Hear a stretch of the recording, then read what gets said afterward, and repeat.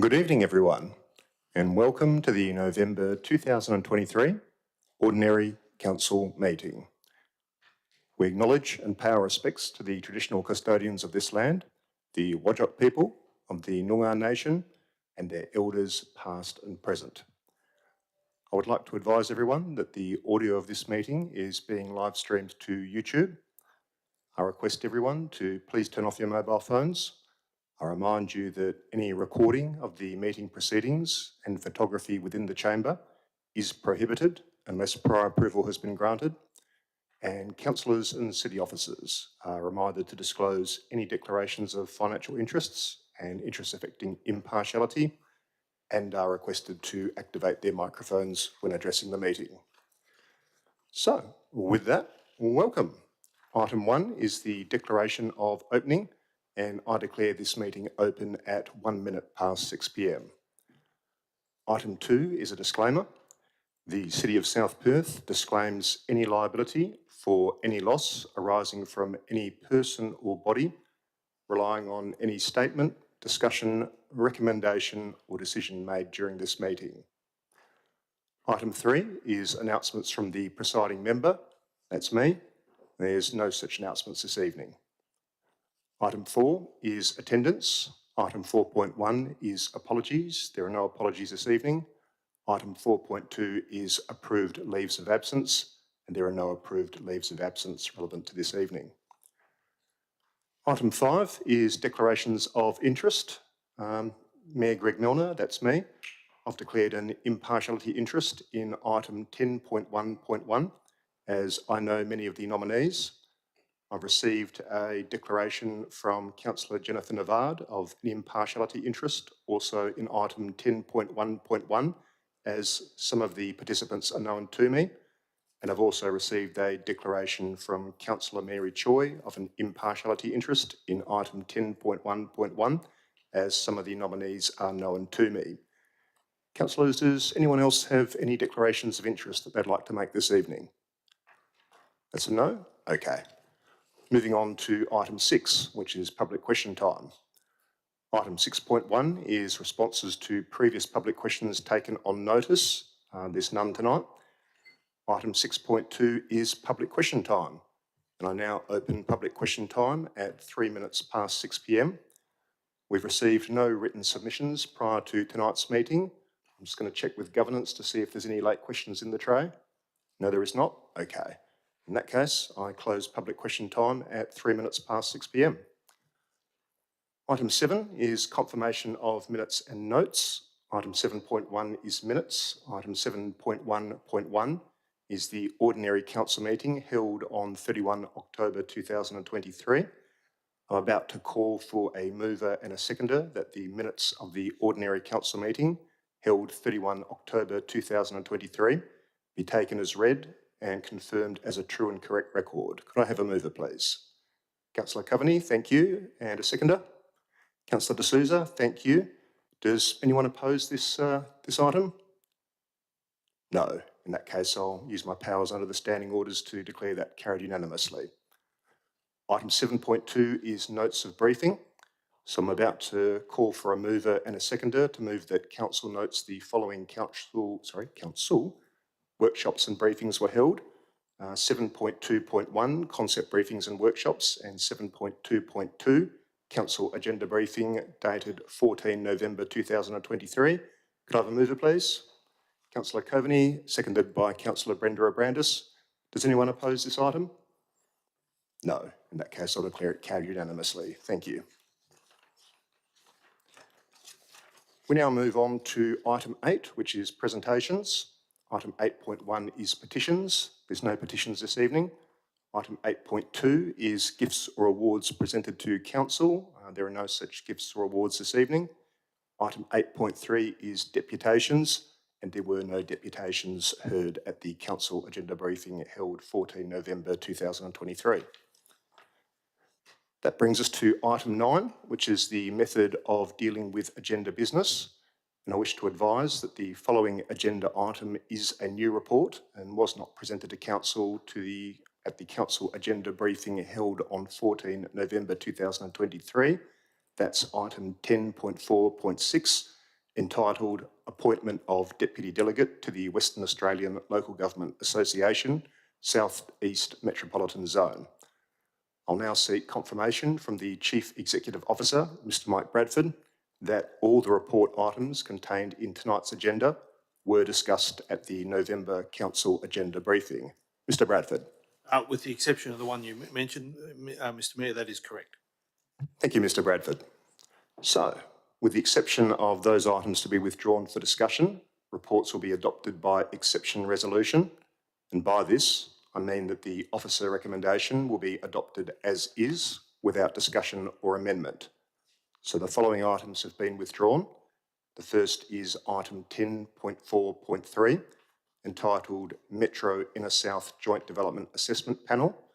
The reason for that is elected member appointments are required. The next is item 10.4.4, Local Emergency Management Committee for Canning South Perth delegates. The reason for that is we do require elected member appointments for this item. The next item is item 10.4.5, entitled City of South Perth Public Health Reference Group.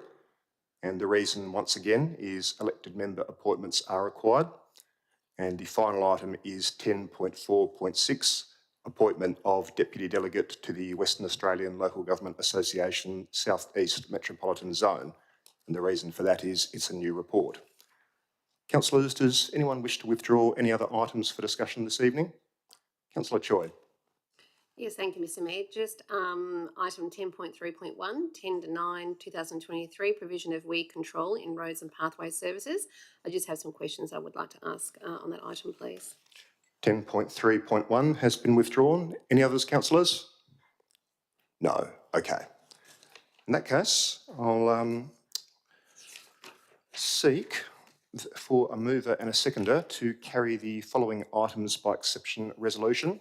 That's item 10.1.1, City of South Perth 2024 Aspire Community Citizen of the Year Awards, nominations, assessment and recommendations. Item 10.3.2, Draft Local Planning Policy, Childcare Premises, final adoption. Item 10.3.3, Draft Local Planning Policy, Advertising Signage, final adoption. Item 10.3.4, Response to Notice of Motion, Waste Plan. Item 10.4.1, Listing of Payments, October 2023. And item 10.4.2, Monthly Financial Statements, October 2023. Could I have a mover for those items, please? Councillor Brenda Abrandis, thank you. A seconder, Councillor Coveney, thank you. Does anyone oppose the passage of the items that I've just mentioned? No. Okay. In that case, I'm using my powers under the standing orders to declare those items carried unanimously. Thank you all.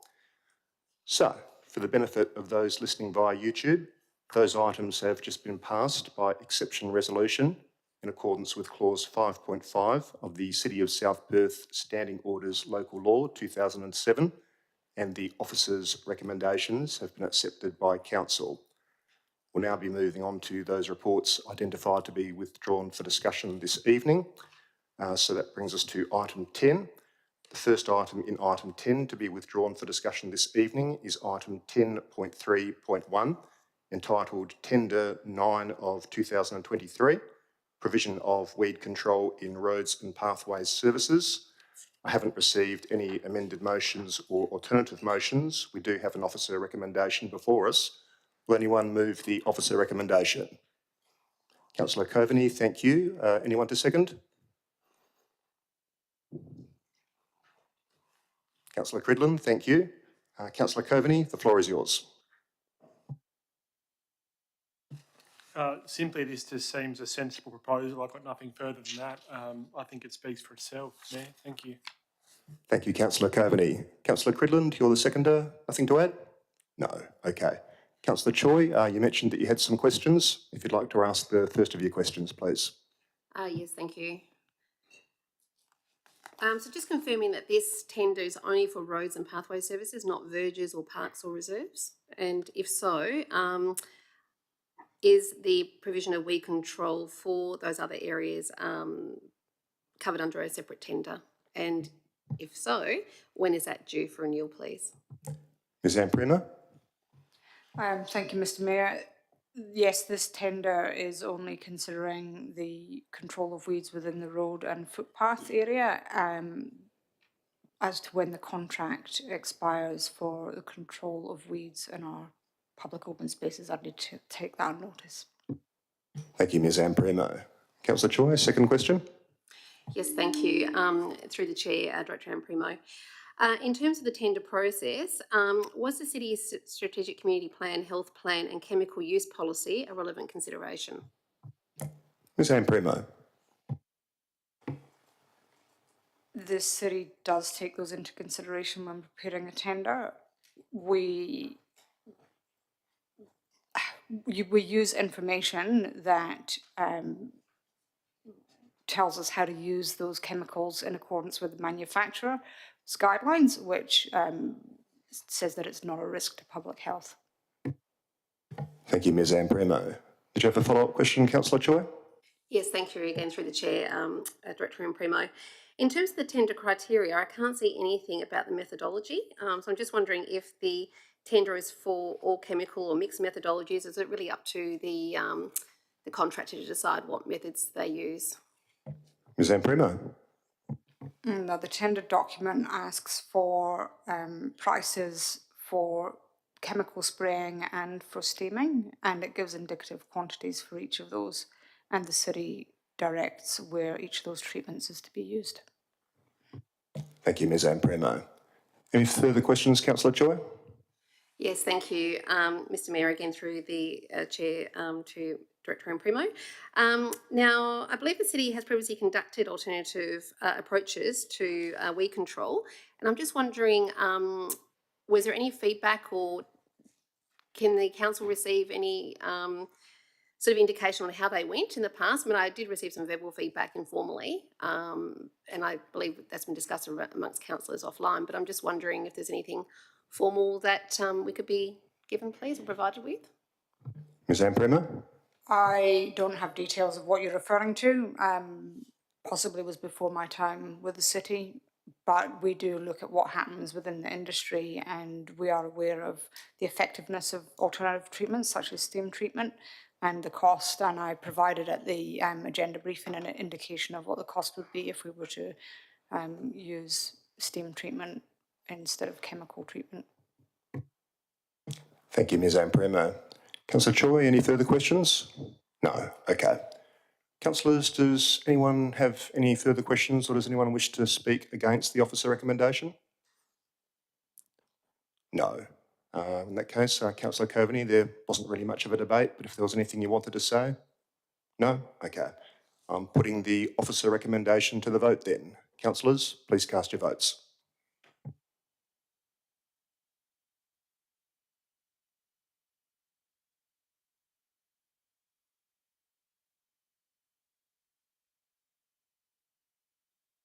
And I'm just waiting on one more vote.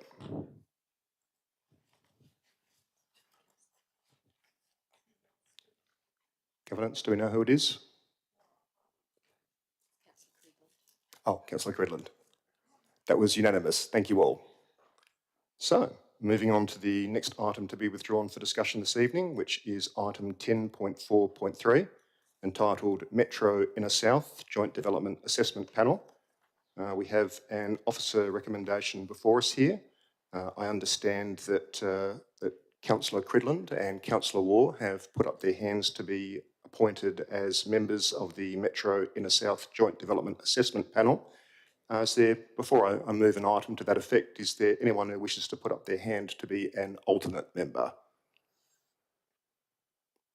No. In that case, I'll move a variation of the officer recommendation as follows. So paragraph 1 will be that Council nominates Councillor Glenn Cridland as a member of the Metro Inner South Joint Development Assessment Panel for the period 26 January 2024 to 26 January 2026. Paragraph 2 will be that Council nominates Councillor Bronwyn Waugh as a member of the Metro Inner South Joint Development Assessment Panel for the period 26 January 2024 to 26 January 2026. Ignore paragraph 3 as per the officer recommendation. And then the new paragraph 3 is the old paragraph 4, which reads as follows: that the Minister for Planning be advised of the nomination of the City of South Perth's Joint Development Assessment Panel members for the period 26 January 2024 to 26 January 2026. Could I have a seconder for that motion, please? Councillor De Souza, thank you. Nothing further to say by way of reasons, councillors. We've got to appoint people to the JDAP to represent the city. I thank Councillor Cridland and Councillor Waugh for putting up their hands, and I'm sure they'll serve very, very well. Nothing further from me. Councillor De Souza, anything to say? No. Is there anyone who wishes to speak against the notice of motion? No? In that case, I'll simply use my powers under the standing orders to declare that amended officer recommendation carried, and we'll move on to the next item, which is item 10.4.4, Local Emergency Management Committee for Canning South Perth delegates. So, once again, we have an officer recommendation before us. We're looking for a primary delegate and a deputy delegate to the Local Emergency Management Committee for Canning and South Perth. Is there anyone who'd like to put up their hand to serve on that committee? That's a no. In that case, I understand that we do need to have one, so I'll put my own name forward. Is there anyone who would like to serve as deputy delegate? All right. In that case, I'll move a motion as follows, using the language of the officer recommendation. It'll just be the paragraph 1, and it will read as follows: that in accordance with the provisions of the Emergency Management Act 2005, Section 38, Council appoints Mayor Greg Milner as the city's delegate to the Local Emergency Management Committee for Canning/South Perth for the period 21 November 2023 to 18 October 2025. Is there anyone who's willing to second that motion? Councillor Cridland, thank you. Nothing to say from me in terms of reasons. The city needs a delegate to the Local Emergency Management Committee. In the absence of any other takers, I'll put up my hand for that.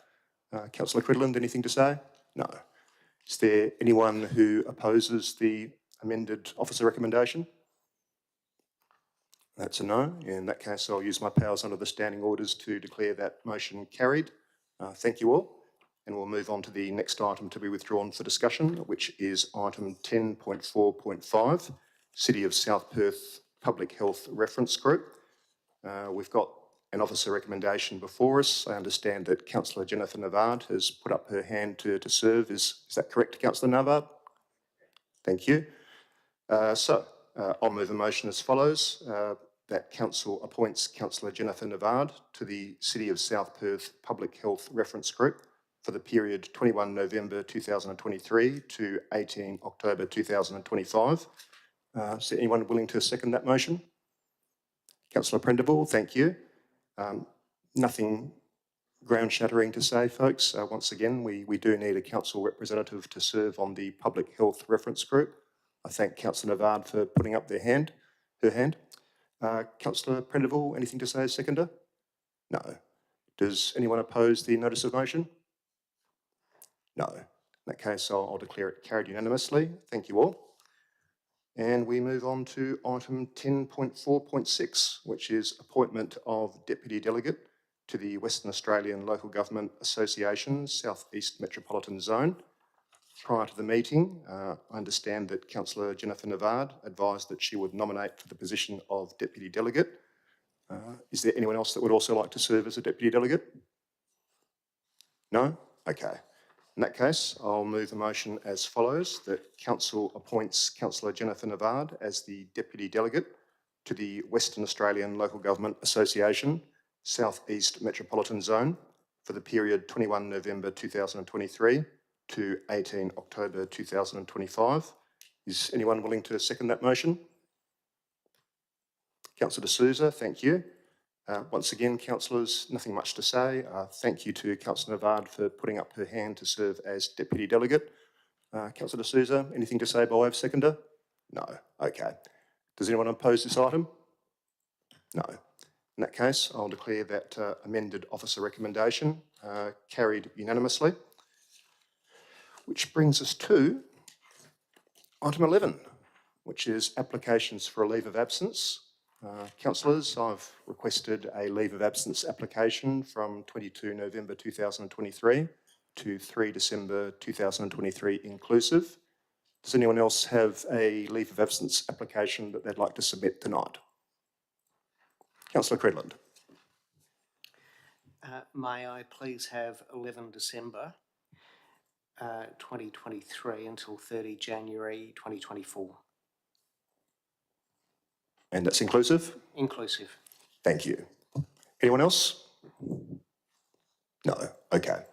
In that case, I'll call for someone to move that the leave of absence applications received from myself, Mayor Greg Milner, for the period of 22 November 2023 to 3 December 2023 inclusive, and from Councillor Glenn Cridland for the period of 11 December 2023 to 30 January 2024 inclusive, be granted. Could I have that mover, please?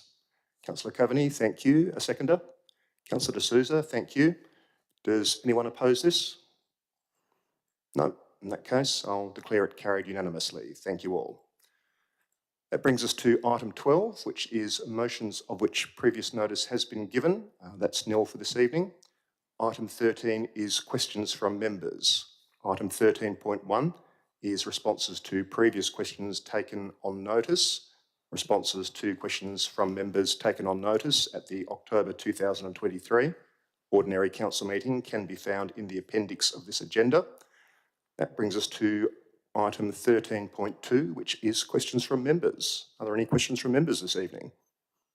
Councillor Cridland. I think I had 2 questions, as far as I can recall. First question is, some time ago, I don't know, maybe 3 meetings ago, I asked if we'd had any update from the Commonwealth Government as to whether or not they were going to allow us to keep any of the $20 million that we receive for women's sports facilities and a pool.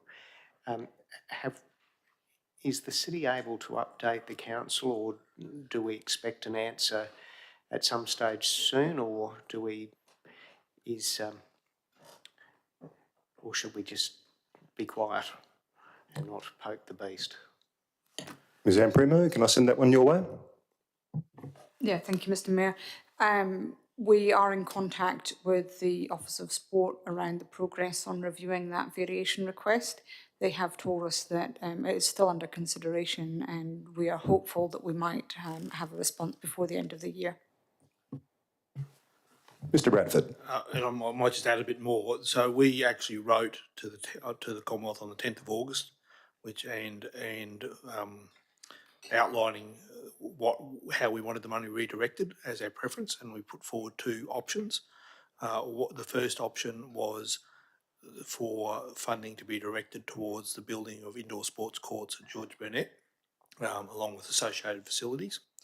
The second option was upgrade of or provision of gender-neutral change rooms at various sporting facilities throughout the city. Both of those options were consistent with the criteria for the original grant, and our preference was for 4 courts courts at George Burnett. We also wrote to the state government on I think the 31st of August, advising them that we had written to the Commonwealth seeking that change, and whilst we didn't ask the state government for any funding to contribute to either of those projects, we asked for their support and advocacy in supporting our request for the change, and we would welcome any contribution the state government might have made. So that just adds a little bit more detail to what we've done. Thank you, Mr Bradford. And second question, Councillor Cridland. Thank you. And just by chance that links to what my second question was. And I recall in November 21 when we considered and approved a pump track for George Burnett, that there was reference to a George Burnett master plan. So my question is, are we reviewing that master plan to include that new facility, indoor courts, etc.? And will the George Burnett Leisure Recreation Master Plan, whatever it's called, be made available to councillors and or the public at some stage? Who should I send that one to? Ms Shaw? Thank you, Mr Mayor. The City's in the process of reviewing its community recreation and facilities plan more broadly, and as part of that we would be considering George Burnett and the outcome of the federal funding in that respect.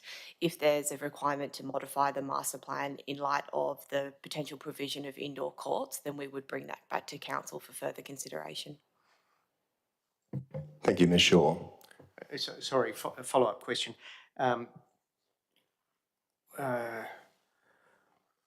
Will the George Burnett Master Plan be made available to councillors and the public?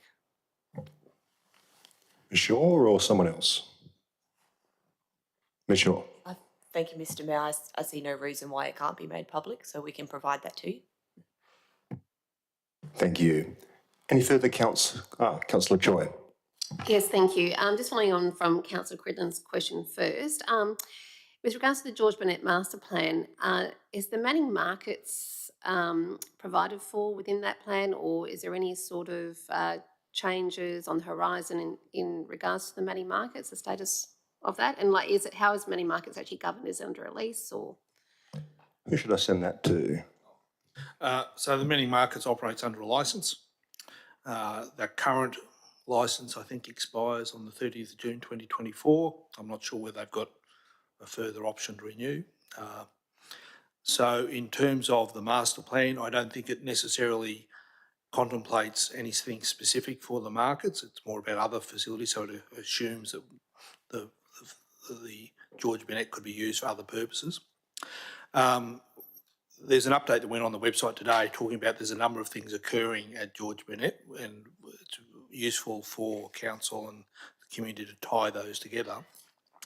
And they are that, of course, at the old Manning Library, we now have a Dome Cafe that's proposed to be built there, and that there's a development application with the Planning Commission for that. If that gets approved and it moves forward, then we expect the Dome Cafe to be operating out of the old Manning Library site sometime next year. We also have a upgraded bike track going across George Burnett, which is part of the Canning to Curtin bike link. We also have the pump track going in, and so there's a number of projects that will enhance George Burnett. They are all planned for construction over the next 12 months. There will be some disruption to George Burnett Park over that time. We have been meeting with the operators of the market to identify what that disruption looks like and to minimise the impact of that disruption on their operations. And I'd like to think that we're working positively towards ensuring that they can continue to operate. I've also indicated to the operators that we would consider renewals of their licence. Thank you, Mr Bradford. Councillor Choi. Thank you to the Chair, CEO Bradford, for that response. Now, talking about bikes, is a criterion and tracks, is a criterion bike track part of that forward agenda, or is, I know there was something discussed about it previously, but not formally. I'm just wondering, is that being raised again as a possibility or not? So in the update that went on the website today, it talked about the projects that are going ahead. A criterion track is not part of that. And I understand that a criterion track is also not part of the George Burnett Master Plan. So that's that. There had been some discussions from West Cycle over the last few years around the possibility of that, but that hasn't moved forward. Thank you, Mr Bradford. Councillor Choi. Thank you again through the Chair, Director Bradford. Completely off onto a different topic, property. Just wondering what the state of the derelict property on the corner of Gwenfred and Canning Highway is, please. I know that residents have raised this as a concern before with, I believe, squatters and potential drug use happening in that location. I'm just wondering if there's been any sort of follow-up since then. Who should I send that one to? Ms Mullen? Thank you, through the chair. That's not a property that's particularly one that the city's environmental health team has been addressing, unlike other properties that have been in a similar state. But I will take that question on notice and provide a more comprehensive response to you. Thank you. Thank you. Councillor Choi. Thank you again through the chair, Ms Mullen. Now, with regards to the proposed Wesley Boat Shed or Coo Street Boathouse, as I've also seen it being called, I've just got a couple of questions in relation to that which were provided on notice prior to the meeting. I'm just wondering, firstly, how much extra land this proposed development will require to be excised from the Sir James Mitchell Park Reserve 34565, please? Ms Shaw. Thank you, Mr Mayor. So the existing building occupies an area of approximately 450 square metres. The additional floor area would be approximately 780 square metres. So the total footprint would be around 1,230 square metres. But the actual lease area itself, should the building be approved, would need to accommodate areas for servicing fixtures and various utilities. So the actual portion to be excised as part of or subject to the lease agreement area would need to be considered in light of that. Thank you, Ms Shaw. And another question, Councillor Choi? Thank you again through the chair to Director Shaw. Now, I understand under TPS 6 there is a mention of a building height on that Crown land of 7 metres, but I think that's a bit of an anomaly, I believe. And there is, I know under draft LPS 7 there is no such maximum height on Crown land. I just want to confirm that for the public's sake, because I have been queried on that. You know, why was there building height under the current TPS 6 when this application came in, but it's no longer the case under the draft LPS 7 if it is considered alongside that. Ms Shaw. Thank you, Mr Mayor. So that's correct. It is an anomaly. It's based on the age of the existing town planning scheme number 6. So the existing scheme provides building height maps that are associated with the scheme maps, which depicts them covering the entire district. However, the town planning scheme itself only applies to zone land and not reserved land, which is the location of the boat shed is on reserved land under the Metropolitan Region scheme. In terms of why the height restrictions weren't carried forward into draft local planning scheme number 7, the new draft scheme has been prepared in accordance with the model scheme provisions provided under the planning regulations, and there's no provision for building heights to be included in those provisions. Thank you, Ms Shaw. Councillor Choi. Thank you again through the chair, Director Shaw. And just one last question, just regards the black swan habitat. I'm just again being queried as to why that didn't seem to be a particular feature as a consideration in the city's recommendation to the DBCA on this proposed development, given its obviously the conservation efforts that the city and the state have gone into for bringing back the black swans and also looking after the other water birds in the area, and the likelihood of increased activity that this proposed development may bring, you know, adjacent to the habitat. Ms Shaw. Thank you, Mr Mayor. So the city's response in respect to the application is part of a statutory referral process. So there are certain instruments that we're required to have regard to in shaping our response to that. One of them was the South Perth Foreshore Strategy and Management Plan. And for this particular location, it's within Node 2 of the strategy, which is recommended to be developed for food and beverage outlets and a range of different sporting related activities, including rowing, water play, all abilities playground and the like. There are other areas within that strategy that have been designated for conservation and environmental purposes, so typically around Lake Hurlingham and Lake Douglas. In terms of the recommendation that we've provided, it's in accordance with the various adopted strategies. However, I would suspect that the Department of Biodiversity, Conservation and Attractions would consider all of those requirements as part of their consideration and recommendation to the Minister for Environment on the proposal. And if it was approved by the Minister, they would include conditions to ensure protection of the swans as part of future construction. Thank you, Ms Shaw. Councillors, any further questions for the administration this evening? Councillor Navard. Thank you, Mr. Mayor. My first question is to do with ID Insight. And I noticed it was promoting a more comprehensive local government area statistical package. And I was just wondering if that was something the City of South Perth would be interested in considering for its use. Who should I direct that question to? Ms Shaw? Thank you, Mr. Mayor. So ID Insight provides a range of different data sources which typically inform local planning strategies. We prefer to use census data because that's required by the Department of Planning, Lands and Heritage in consideration. So we don't have a subscription to ID Insight. Okay, thank you. Thank you, Ms Shaw. Councillor Navard, another question? Yes, I do. This is in relation to your say at the moment, the trial parklet proposal for 79 Angelo Street, next door restaurant and Olsen's Butchers. My observation of a very popular business in the city of Vincent is that the through passage of pedestrians, scooters and bike traffic becomes quite congested. And I was wondering how the city might consider the transiting of scooters and bikes through the narrow passageway between the old facility and the new installation. Ms Shaw? Thank you, Mr. Mayor. So the proposal is located within the existing car parking bays only. So there's no change to the area that's contained between the parking bay and the building frontage itself. The city is actually looking at reviewing our alfresco dining policy to include considerations around sight lines and clearance widths and the like. Thank you, Ms Shaw. Councillor Navard?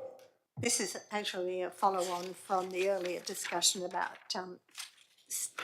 steaming of weeds. And I just wondered, under the existing contract that we have for those sorts of activities, if all money were allocated, would there be any capacity for us to extend the use? Councillor Navard, I might just cut in there. We did have an item on the agenda about this earlier. We can't really reopen debate on that item, Well, but do ask the question offline. You're very welcome to do that. Okay. Any further questions for the administration tonight, councillors?